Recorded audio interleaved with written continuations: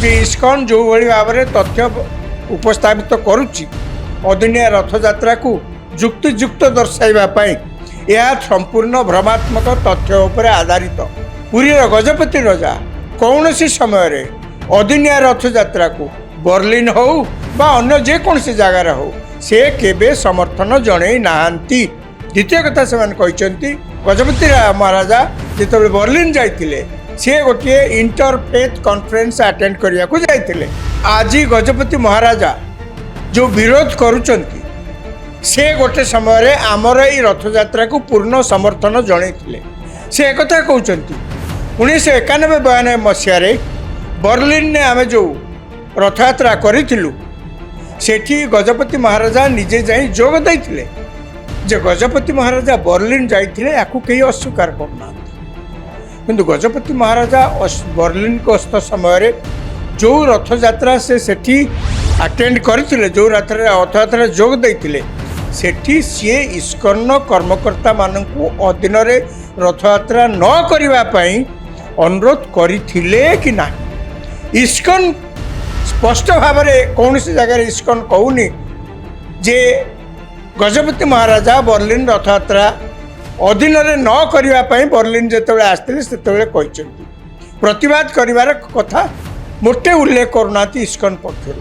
କିନ୍ତୁ ଗଜପତି ମହାରାଜା କହୁଛନ୍ତି ମୁଁ ସେଇଠି ମଧ୍ୟ ପ୍ରତିବାଦ କରିଥିଲି, ପରେ ଆସିକରି ଅନେକ ବାର ତାଙ୍କୁ କହିଛି, ସେମାନେ ଆମ କଥା ଶୁଣି ନାହାନ୍ତି। ତାପରେ ଆମେ ମଧ୍ୟ ଆଜି ପର୍ଯ୍ୟନ୍ତ ପ୍ରତିବାଦ ଜାରି ରଖିଛୁ।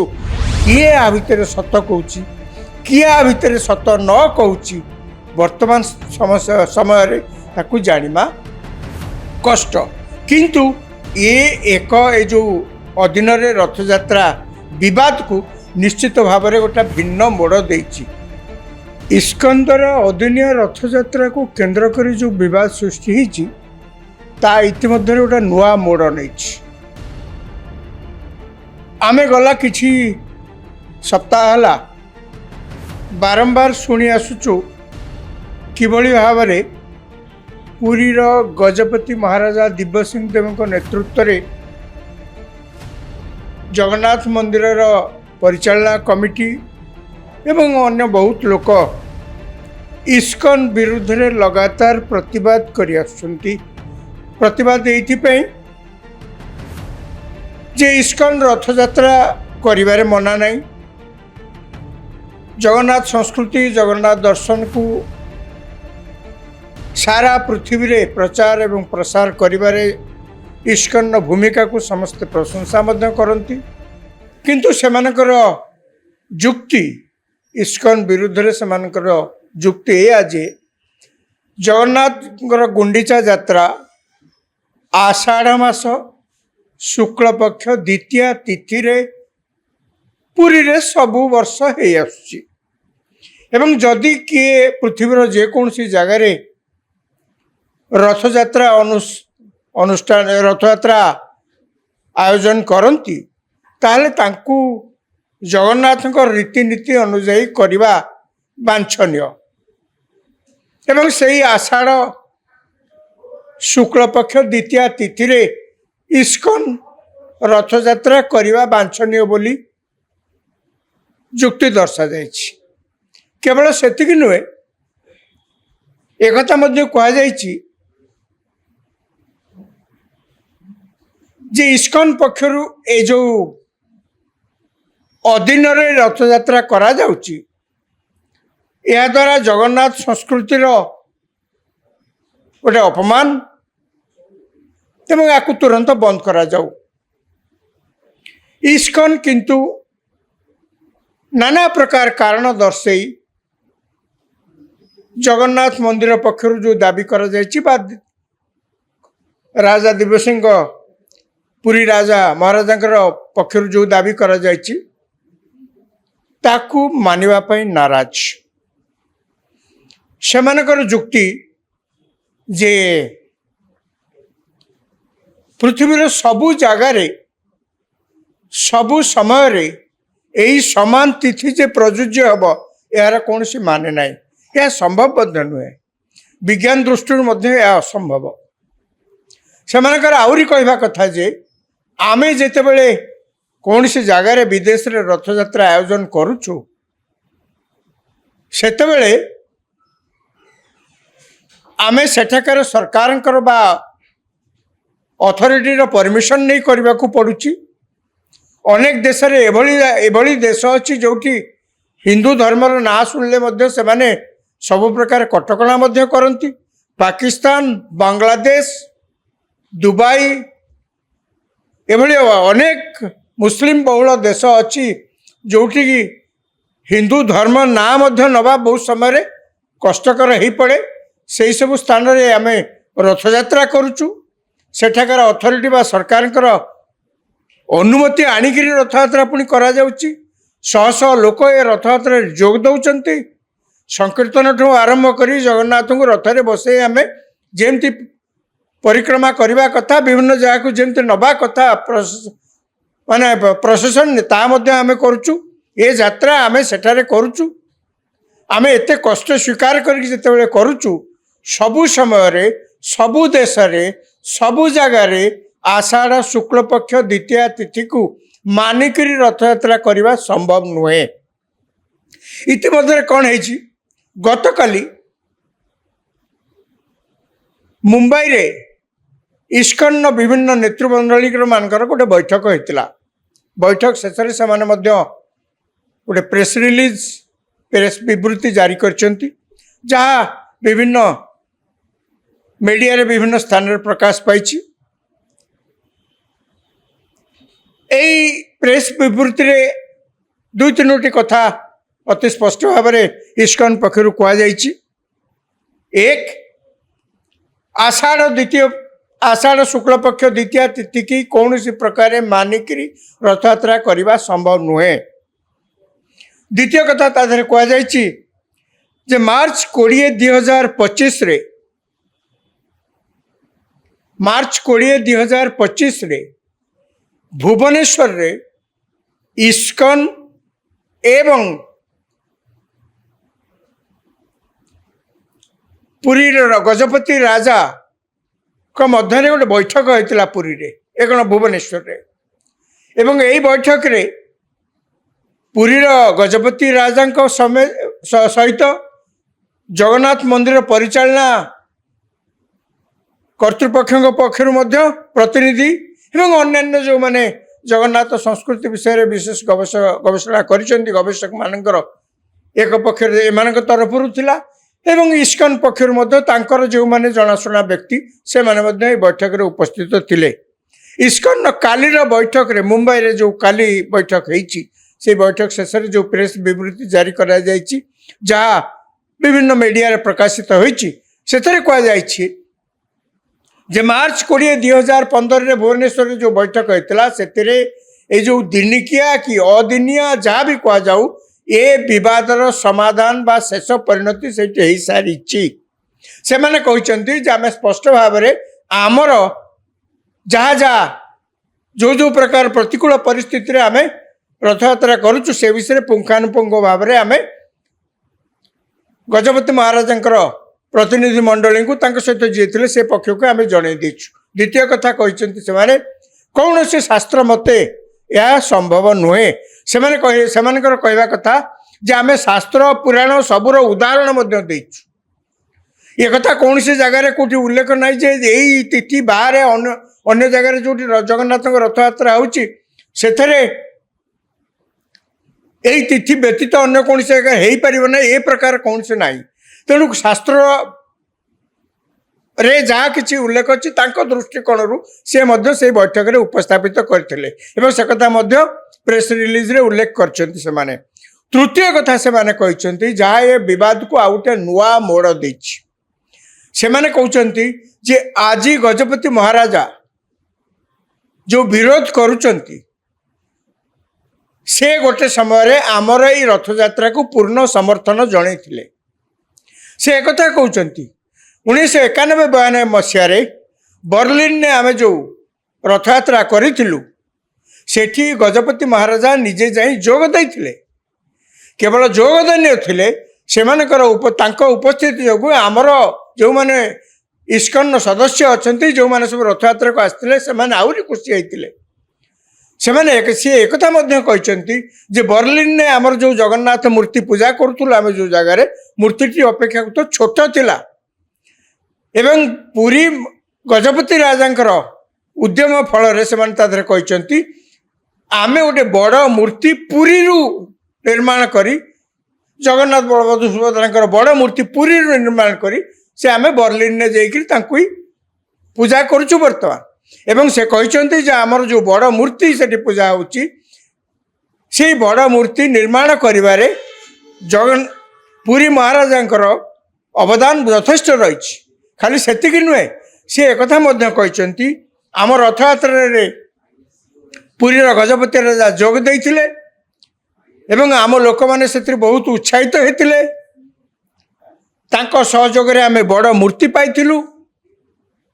एवं जो निम काठरे से एक कहते जे ये जो काठरे मूर्ति आम आम पाखे बड़ मूर्ति तैयारी पहुँचला काठरे निर्मित से काठ जगन्नाथ मंदिर पर नवकलेपर जो काठ थिला नवकलेपर हो सारा पर जो काठ बड़ी से ही बड़का काठरू आम बड़ मूर्ति तैयारी करी आमको गजपति महाराजा उद्यम आमको मिलता से एक कहते जे जगन्नाथ जगन्नाथ ये कौन गजपति महाराजा कौन सी जगार कथा नहीं विरोध करना से एक जो भाषा भी हो से एक कहते किंतु आज तांकर गतकाल मीडिया रिलीज पर आज आउ एक प्रेस रिलीज अपर पक्षर प्रकाश पाई अपर पक्षर कहले जो जगन्नाथ मंदिर परिचालना कमिटी एवं जो दिव्य सिंह देव अच्छा जहाँ चेयरमैन अच्छा एथर गोटे प्रेस रिलीज एक परीक्षा कर प्रकाशित कर जो थे स्पष्ट भाव में कहुई सीधा सड़क भाव में कहुई इस्कन जो भाव में तथ्य उपस्थापित करुच्ची अदिनिया रथ यात्रा को जुक्तियुक्त दर्शाइवाई यह संपूर्ण भ्रमात्मक तथ्य उपर आधारित द्वितीय कथा से जहाँ कहते जे पुरी गजपति राजा कौन सी समय अदिनिया रथ यात्रा को बर्लिन हो बा अन्य जेकोसी जगार हो से केबे समर्थन जन नाहांती द्वितीय कथा से कहते जे गजपति महाराजा जिते बर्लिन जाइए सी गोटे इंटरफेथ कॉन्फ्रेंस अटेंड करने को जाइए अर्थात विभिन्न धर्मावलंबी विभिन्न धर्मर प्रतिनिधि माने से सम्मेलन में जोग देते से जोग देवाई गजपति महाराजा बर्लिन जाइए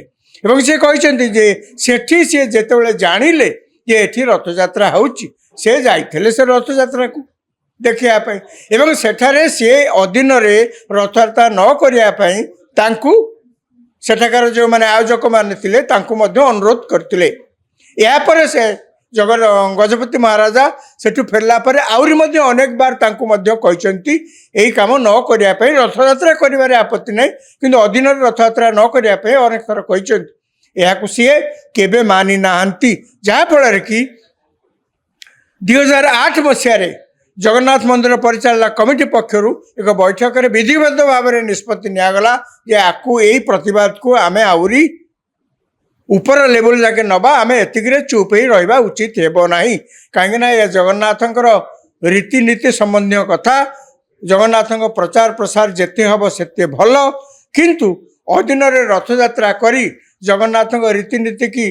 अपभ्रंश करवा ये आदौ समीचीन नुहे वर्तमान कथा होची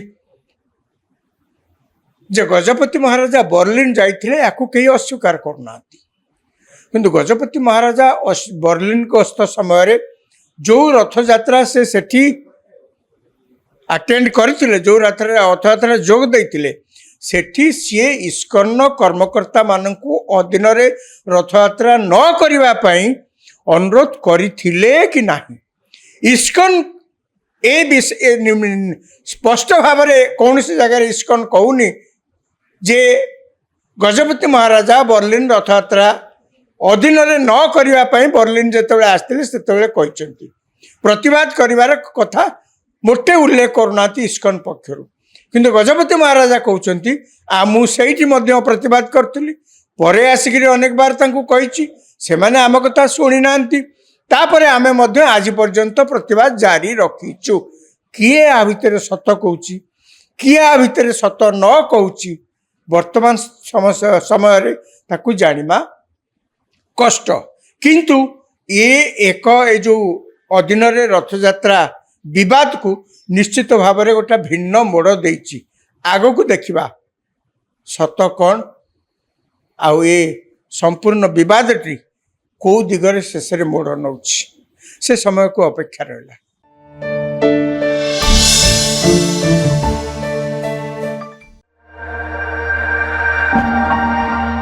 इस्कन जो भली भाव में तथ्य उपस्थापित करुच्ची अदिनिया रथ यात्रा को युक्तियुक्त दर्शाइवाई यह संपूर्ण भ्रमात्मक तथ्य उपर आधारित। पुरीर गजपति राजा कौन सी समय अदिनिया रथ यात्रा को बर्लिन हो बा अन्य जेकोसी जगार हो से केबे समर्थन जणई नाहांती। द्वितीय कथा से गजपति महाराजा जिते बर्लिन जाइतिले सी गोटे इंटरफेथ कॉन्फ्रेंस अटेंड करने को जाइतिले। आज गजपति महाराजा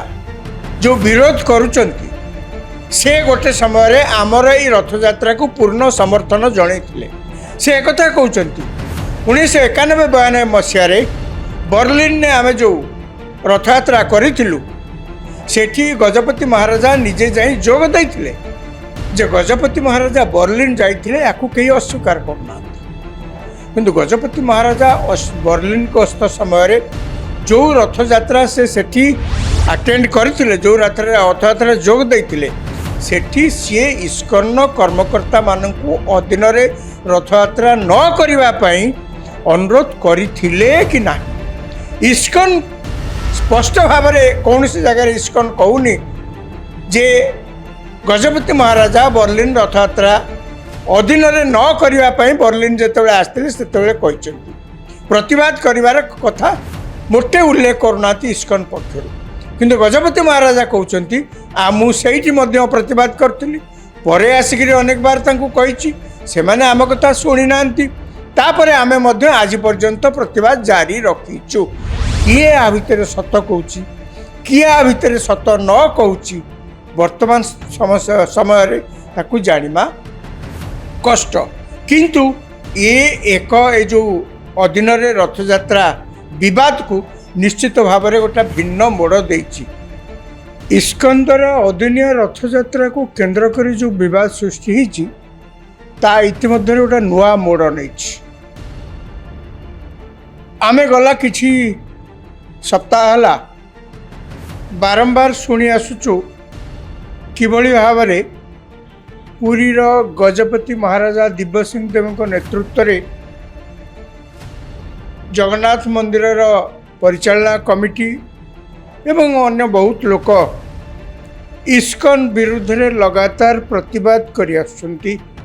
प्रतिवाद एइथिपई जे इस्कन रथ यात्रा करिबारे मना नहीं। जगन्नाथ संस्कृति जगन्नाथ दर्शन को सारा पृथ्वी रे प्रचार एवं प्रसार करिबारे इस्कन भूमिका को समस्त प्रशंसा मध्य करती। किंतु सेमानकर जुक्ति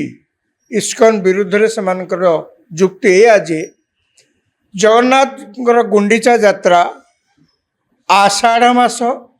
शुक्ल पक्ष द्वितीय तिथि रे पुरी रे सबु वर्ष हे आसुची एवं जदि किए पृथ्वीर जेकोसी जगार रथ यात्रा अनुष्ठान रथ यात्रा आयोजन करती ताहले तांकू जगन्नाथ रीतिनीति अनुजाई करवा वांछनीय एवं सही आषाढ़ शुक्ल पक्ष द्वितीय तिथि रे इस्कन रथ यात्रा करवा वांछनीय बोली जुक्ति दर्शा जाइछि। केवल सेतिकी नुहे एकथा मध्य कहा जाइछि जे इस्कन पक्षरु ए जो अधीन रथ यात्रा करा जाउछि या द्वारा जगन्नाथ संस्कृतिर गोटे अपमान एवं या तुरंत बंद करा जाऊ। इस्कन किंतु नाना प्रकार कारण दर्शई जगन्नाथ मंदिर पक्षर जो दाबी करा जायछि बा राजा दिव्यसिंह पुरी राजा महाराजा पक्षर जो दाबी करा जायछि ताकू मानिबा पई नाराज सेमानकर जुक्ति जे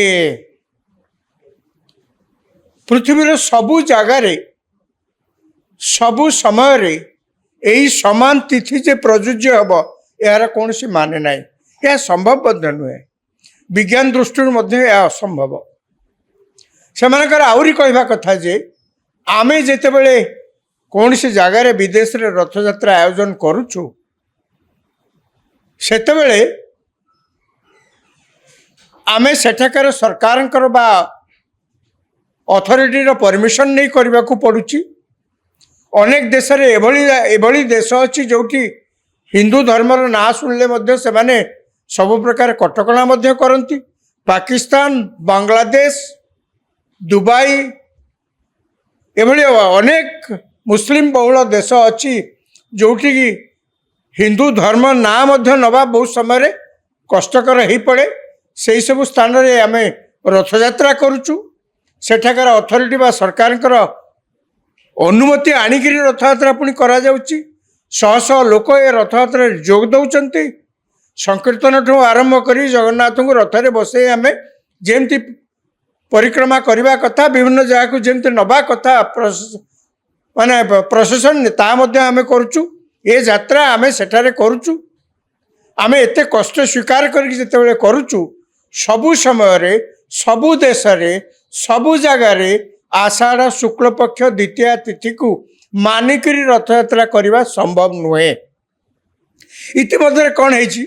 गत काली मुंबई रे इस्कन विभिन्न नेतृमंडली मानकर गोटे बैठक होता। बैठक शेष से गोटे प्रेस रिलीज प्रेस विवृत्ति जारी करछंती जहाँ विभिन्न मीडिया रे विभिन्न स्थान रे प्रकाश पाई। प्रेस विवृत्ति रे दुई तीनोटी कथा अति स्पष्ट भाव में इस्कन पक्षर कहुई। एक आषाढ़ शुक्ल पक्ष द्वितीय तिथि की कौन सी प्रकार मानिक रथ यात्रा करने संभव नुहे। द्वितीय कथा ताधर कहुई जे मार्च 20 रे मार्च 2025 रे भुवनेश्वर रे इस्कन एवं पुरी गजपति राजा का मध्य गोटे बैठक होता पुरी रे एक भुवनेश्वर रे एवं यही बैठक रे पुरी गजपति राजा सहित जगन्नाथ मंदिर परिचालना कर्तृपक्ष पक्षर प्रतिनिधि एवं अन्य जो माने जगन्नाथ संस्कृति विषय में विशेष गवेषणा गवेषक मानकर एक पक्षर एम तरफ थिला एवं इस्कन पक्षर जो माने जनाशुना व्यक्ति से माने बैठक रे उपस्थित थिले। इस्कन कालीर बैठक रे मुंबई रे जो काली बैठक होईची से बैठक शेष जो प्रेस विवृत्ति जारी करा जायछि जहाँ विभिन्न मीडिया रे प्रकाशित होईची सेथरे कहा जायछि जे मार्च 20 2015 रे भुवनेश्वर जो बैठक होता से जो दिनिकिया कि अदिनिया जहाँ भी कह जाऊ ये विवादर समाधान बा शेष परिणति से हो सारी से माने कहते आम स्पष्ट भाव में आमर जहाँ जहाँ जो प्रकार प्रतिकूल परिस्थिति आम रथ यात्रा करुचु से विषय पुंखानुपुंख भाव में आम गजपति महाराजा प्रतिनिधि मंडली को सहित जी थे से पक्ष को आम जन देचु। द्वितीय कथा कहते से कौन से शास्त्र मते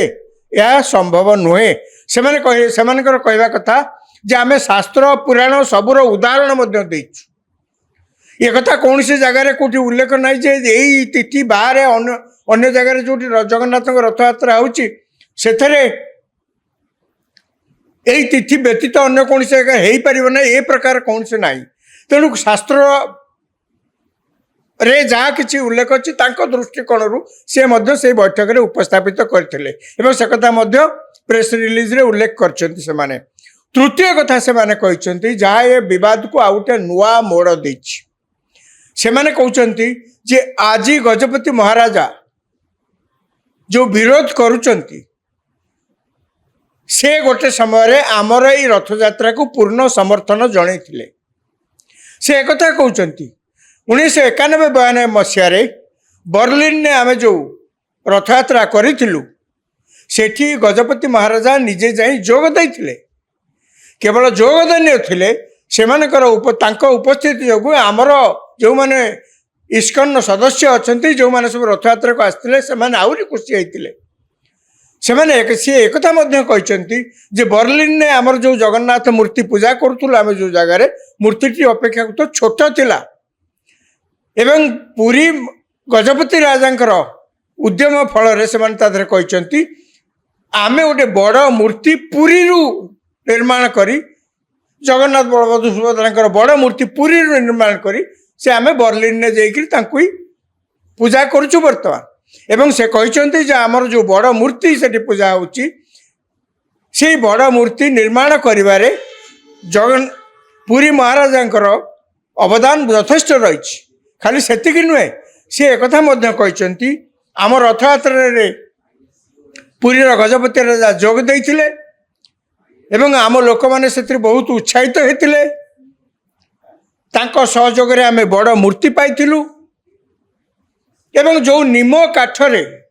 से एक कहते जे ये जो काठरे मूर्ति आम आम पाखे बड़ मूर्ति तैयारी पहुँचला काठरे निर्मित से ही काठ जगन्नाथ मंदिर पर नवकलेपर जो काठ थिला नवकलेपर हो सारा पर जो काठ बड़ी से ही बड़का काठरू आम बड़ मूर्ति तैयारी करी आमको गजपति महाराजा उद्यम आमको मिलता से एक कहते जे जगन्नाथ जगन्नाथ ये कौन गजपति महाराजा कौन सी जगार कथा को लेकर विरोध करना से एक जो भाषा भी हो से एक कहते किंतु आज तांकर गतकाल मीडिया रिलीज पर आज आउ एक प्रेस रिलीज अपर पक्षर प्रकाश पाई अपर पक्षर कहले जो जगन्नाथ मंदिर परिचालना कमिटी एवं जो दिव्य सिंह देव अच्छा जहाँ चेयरमैन अच्छा एथर गोटे प्रेस रिलीज एक परीक्षा कर प्रकाशित कर जो थे स्पष्ट भाव में कहुई सीधा सड़क भाव में कहुई इस्कन जो भाव में तथ्य उपस्थापित करुच्ची अदिनिया रथ यात्रा को जुक्तियुक्त दर्शाइवाई यह संपूर्ण भ्रमात्मक तथ्य उपर आधारित द्वितीय कथा से जहाँ कहते जे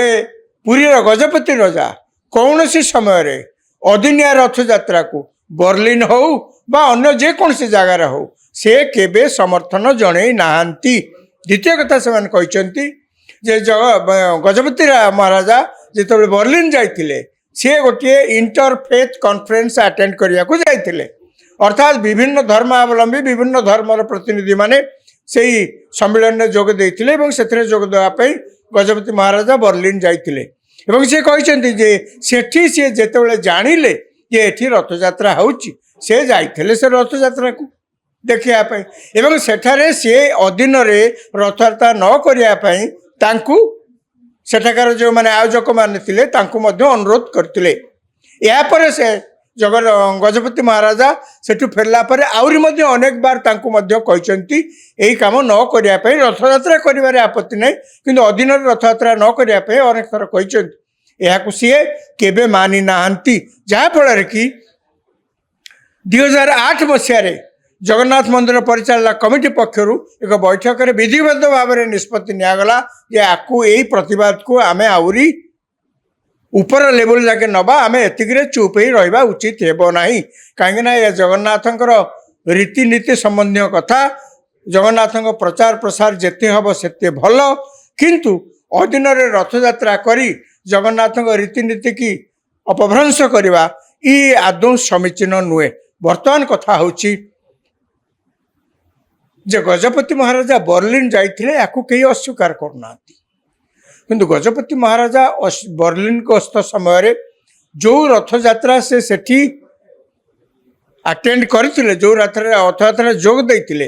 ସେଠି ସିଏ ଇସ୍କନ କର୍ମକର୍ତ୍ତାମାନଙ୍କୁ ଅଦିନରେ ରଥଯାତ୍ରା ନ କରିବା ପାଇଁ ଅନୁରୋଧ କରିଥିଲେ କି ନାହିଁ? ଇସ୍କନ ସ୍ପଷ୍ଟ ଭାବରେ କୌଣସି ଜାଗାରେ ଇସ୍କନ କହୁନି ଯେ ଗଜପତି ମହାରାଜା ବର୍ଲିନ ରଥଯାତ୍ରା ଅଧୀନରେ ନ କରିବା ପାଇଁ ବର୍ଲିନ ଯେତେବେଳେ ଆସିଥିଲେ ସେତେବେଳେ କହିଛନ୍ତି। ପ୍ରତିବାଦ କରିବାର କଥା ମୋଟେ ଉଲ୍ଲେଖ କରୁନାହାନ୍ତି ଇସ୍କନ ପକ୍ଷରୁ। କିନ୍ତୁ ଗଜପତି ମହାରାଜା କହୁଛନ୍ତି ମୁଁ ସେଇଠି ମଧ୍ୟ ପ୍ରତିବାଦ କରିଥିଲି, ପରେ ଆସିକିରି ଅନେକ ବାର ତାଙ୍କୁ କହିଛି, ସେମାନେ ଆମ କଥା ଶୁଣି ନାହାନ୍ତି। ତାପରେ ଆମେ ମଧ୍ୟ ଆଜି ପର୍ଯ୍ୟନ୍ତ ପ୍ରତିବାଦ ଜାରି ରଖିଛୁ। କିଏ ଆ ଭିତରେ ସତ କହୁଛି, କିଏ ଆ ଭିତରେ ସତ ନ କହୁଛି, ବର୍ତ୍ତମାନ ସମୟରେ ତାକୁ ଜାଣିବା କଷ୍ଟ। କିନ୍ତୁ ଏ ଯେଉଁ ଅଧୀନରେ ରଥଯାତ୍ରା ବିବାଦକୁ ନିଶ୍ଚିତ ଭାବରେ ଗୋଟେ ଭିନ୍ନ ମୋଡ଼ ଦେଇଛି। ଆଗକୁ ଦେଖିବା ସତ କ'ଣ, ଆଉ ଏ ସମ୍ପୂର୍ଣ୍ଣ ବିବାଦଟି କେଉଁ ଦିଗରେ ଶେଷରେ ମୋଡ଼ ନେଉଛି, ସେ ସମୟକୁ ଅପେକ୍ଷା ରହିଲା।